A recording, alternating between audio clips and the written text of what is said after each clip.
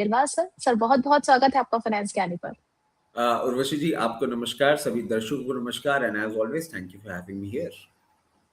यहाँ पर रचित सर के साथ आज का डिस्कशन काफ़ी ज़्यादा इंटरेस्टिंग होने वाला है क्योंकि सिचुएशन काफ़ी ज़्यादा इंटरेस्टिंग हो गई है और आज के इवेंट्स जो है वो काफ़ी ज़्यादा इम्पोर्टेंट भी हैं मार्केट के लिहाज से हम देखें तो ईरान और यूएस के बीच में जितने भी दिनों से अटैक सिचुएशन चल रही थी उसको लेकर के सीज़फायर की खबर आ गई है 2 हफ्तों के लिए जो है। अब यूएस ने कहा है कोई भी अटैक ईरान पर नहीं करेंगे और वहीं ईरान की तरफ से भी ये स्टेटमेंट आया है कि अब जो है वो नेक्स्ट 10th ऑफ अप्रैल को इस्लामाबाद का जब दौरा होगा तब वो इस वॉर सिचुएशन को लेकर के डिस्कशन करेंगे और इस पूरी सिचुएशन के बीच में हम देख रहे हैं कि क्रूड ऑयल में भी जो है एक मेजर डिक्लाइन आता हुआ नजर आया है। साथ ही साथ जब हम शो की शुरुआत कर चुके हैं आरबीआई मॉनेटरी पॉलिसी भी जो है रेपो रेट्स को लेकर के अनाउंसमेंट करने वाली है और जब तक ये शो खत्म होगा हमें पता चलेगा कि रेपो रेट में कटौती हुई है या नहीं हुई है। ऐसे उम्मीदें तो लगाई जा रही थी कि देखिए इस बार जो है कोई चेंजेस हमें देखने को नहीं मिलेंगे। अब इस पूरी सिचुएशन को लेकर के एक-एक पॉइंट करके हम ऋषि सर से उनका ओपिनियन लें, उससे पहले यहाँ पर आप लोगों के लिए एक पोल क्वेश्चन लगा हुआ है, जहाँ पर जाकर के आप लोग वोटिंग स्टार्ट कर दीजिए और इस सेशन के लास्ट में जो है वो ऋषि सर से भी समझेंगे कि उनका नजरिया आप लोगों के वोटिंग रिजल्ट पर क्या है। Get back to the point.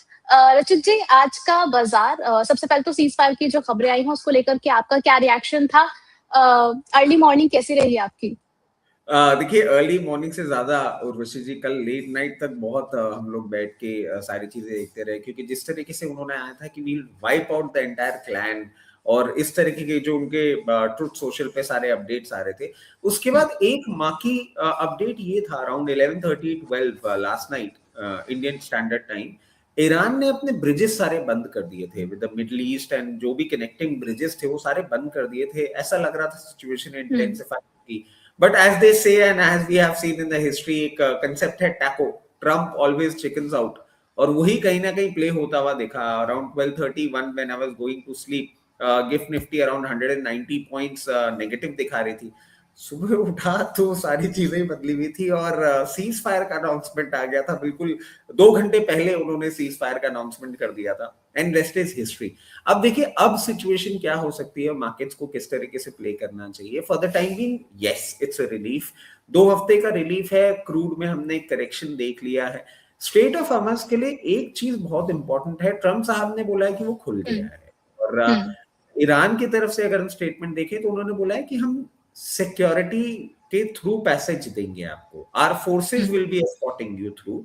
और अभी तक एक एम्बिग्विटी है कि क्या ये जो टोल कलेक्शन का इनका एक ईरान की तरफ से बिल पास हुआ था पार्लियामेंट की तरफ से, वो कितना इम्पैक्ट करेगा। तो अभी थोड़ा सा हमें वेट एंड वॉच मोड पे रहना होगा। मार्केट्स में जरूर एक रिस्पाइट देखने को मिल रहा है। कुछ कुछ सेक्टर्स और अगर हम स्टॉक स्पेसिफिक देखें जैसे आईटी अगर हो गया या बैंकिंग हो गया, इनके लिए एक अच्छा ब्रीदर है। और अब ऐसा जरूर लगता है कि हाँ इतनी इंटेंस सिचुएशन हमें नहीं देखने को मिलेगी। तो कभी भी हमें लोअर लेवल्स पे मार्केट, क्योंकि देखिए आज एक आपने अपसाइड देखा है, बट अगर हम देखें पूरे 3-4 ट्रेडिंग सेशंस जिस तरीके से गए हैं, मार्केट ऑलरेडी लो से बहुत ऊपर है। तो प्रॉफिट टेकिंग कभी आती है, कुछ कुछ डेवलपमेंट्स आते हैं, उन पे नजर रखते हुए लोअर लेवल पे हमें अपनी पोजीशन बना लेनी चाहिए। और उसके साथ साथ इस सिचुएशन को भी हम मॉनिटर करेंगे। और आज ये जो पॉलिसी आने वाली है ये समझ में ऐसा आ रहा है, अभी जितने अपडेट्स आ रहे हैं कि अभी तो कोई रेट चेंज नहीं हुआ है, मगर कमेंट्री बहुत ज्यादा इंपॉर्टेंट हो जाएगी गवर्नर साहब की कि वो किस तरीके से आगे सिचुएशन देख रहे हैं। अभी जिस तरीके से पॉलिसी आती है और उसमें इन्फ्लेशन को कोई अगर ये टिंकर अप या टिंकर डाउन करते हैं और जीडीपी फिगर्स को अगर ये रिवाइज करते हैं, उसको क्लोजली मॉनिटर करना होगा और फर्दर डायरेक्शन वहीं से लेना चाहिए। जहां तक लेवल्स की बात है 24,000 पे कहीं ना कहीं मार्केट में सप्लाई देखने को मिल सकती है। और जहां डाउनसाइड की बात करें तो 23,550 600 लेवल्स पे बाइंग इंटरेस्ट जनरेट हो सकता है with a stop loss of 23,300 levels. चलिए, तो भई इस लेवल को ज़रा ध्यान में रख कर के चलें और आज के जितने भी इवेंट्स हैं, उनको भी ज़रा देख कर के चलना पड़ेगा और 10th ऑफ अप्रैल भी अब ऐसा लग रहा है कि एक काफ़ी इम्पोर्टेंट डेट्स हैं, जो आप लोग ज़रा कैलेंडर में मार्क करके चलिए क्योंकि उस अनाउंसमेंट के बाद भी जो है वो मार्केट पे रिएक्शन अगर हम ट्रम्प साहब की कमेंट्री की बात करें सर, तो अब तो मार्केट ने बिल्कुल रिएक्ट करना ही बंद कर दिया। वो ऐसे हो गए कि देखिए अब आप बोलते रहिए, हमें फ़र्क नहीं पड़ता। क्योंकि कल भी हम देख रहे थे कि 48 आवर्स का जो अल्टीमेटम था, ऐसा लग रहा था कि मार्केट रिएक्ट करेगा, पैनिक सिचुएशन देखने को मिलेगी, बट स्टिल निफ्टी जो है बढ़त के साथ क्लोज हुआ एंड आज का सिचुएशन भी हम देख ही रहे हैं कि मार्केट जो है वो तेजी की तरफ नजर आ रहा है। ऐसे में सर स्टॉक्स पर भी थोड़ा सा हम आपसे समझना चाहेंगे कि अगर शॉपिंग पे निकले तो कहाँ शॉप किया जाए? देखिए, शॉपिंग पे निकले तो मैं एक चीज बोलूंगा उर्वशी जी, और अब ये क्यों इंपॉर्टेंट हो जाता है, बिकॉज प्रॉब्ली बाय टुमारो और day after tomorrow will be seeing the results. अब एक रिजल्ट हम्म, सीजन चालू हो जाएगा। देखिए, हम्म, एक एक जगह से आप निकले हैं, दूसरी जगह आपको फोकस करना होगा। हमारी डोमेस्टिक ग्रोथ किस तरीके से दिख रही है, हम्म, और वो सारी चीजें हमको देखनी होंगी। बहुत बीटन डाउन जो सेक्टर्स हैं उन्हीं पे अभी हमें इनिशियली फोकस करना चाहिए। और जिस तरीके से पूरी सिचुएशन बनती हुई दिख रही है, देखिए बैंकिंग और आईटी ने एक हम्म, अच्छी बीटिंग मिली है, और जहां से हम शॉर्ट थे अभी भी वहां से एक बहुत लोअर लेवल पे है। धीरे धीरे करके लोअर लेवल पे यहाँ पे हमें अपनी शॉपिंग किटी एक्टिवेट करनी चाहिए। और अगर बैंकिंग स्पेस की हम बात करें तो बहुत ज्यादा बीटन डाउन नेम है, जैसे पीएसयू बैंक्स में अगर आप देखें, कैनरा हम्म, बैंक है, एक बहुत ज्यादा बीटन डाउन है। दो आज आपको ये 5% अपसाइड पे दिख रहा है, बट 129 124 लेवल्स तक देखा गया था, वापस लोअर लेवल पे रिट्रेस करता है, यहाँ पे पोजीशन बना सकते हैं। हम्म, पीएनबी पे हम देखें, पीएनबी एक रिलेटिवली ठीक पोजीशन पे लग रहा है। इसी के साथ साथ अगर हम देखें तो आईटी इंडेक्स में लोअर लेवल पे, जैसे आज इन्फी आप देखें, कभी भी आपको हम्म, वापस लोअर लेवल पे रिट्रेस होता हुआ देखिए 1260 1280, यहाँ पे पोजीशन बना सकते हैं। सिमिलरली टीसीएस पे भी हम फोकस कर सकते हैं, जिस हम्म, तरीके से ये पोजीशन है और जिस तरीके से सिचुएशन थोड़ी सी नॉर्मलाइज होती हुई दिख रही है, लोअर लेवल पे कभी भी वापस हमको देखने को मिले 2480, अरे सॉरी 2380, 2400, हम्म। यहाँ पे पोजीशन बना सकते हैं। Last but not the least, अब ऐसा लग रहा है रिलायंस भी आपको ब्रीदर देता हुआ लगेगा। दो आज भी आप देखें ओपन हाई रजिस्टर किया और ये सप्लाई जोन है इसका, वापस लोअर लेवल पे रिट्रेस करता है, कभी भी 1290 1296 लेवल, वहां पे पोजीशन बनाई जा सकती है। ओके सर, आज के लिए अगर इंट्राडे में कहीं पर ट्रेड करना हो तो उसमें आपका कोई सजेशन रहेगा?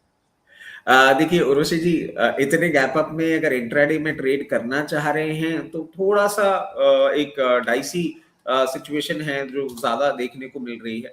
बट हाँ, एचसीएल टेक अगर आप देखें, and it will not be a call, क्योंकि आपने इंट्राडे की बात करी और जिस तरीके से पूरी सिचुएशन बनती हुई दिख रही है, एचसीएल टेक पे सिर्फ फोकस करके रख सकते हैं।